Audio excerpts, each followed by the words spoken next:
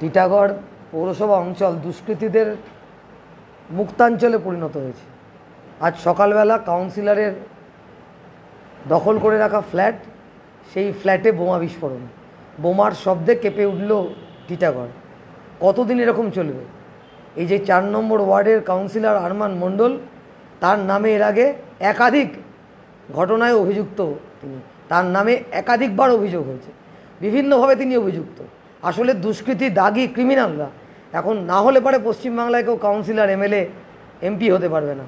আর এই দুষ্কৃতী দাগি ক্রিমিনালরা এরা বোমবাজি বিস্ফোরণ করবে, গুলি চালাবে, এলাকায় অশান্তির পরিস্থিতি সৃষ্টি করবে।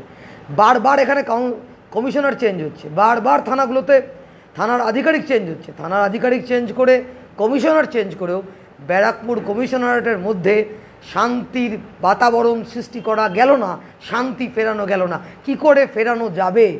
এই সমস্ত ক্রিমিনালরা যদি কাউন্সিলর হয় আর তাদের রক্ষক যদি পুলিশ হয়, তাহলে শান্তি ফিরবে না।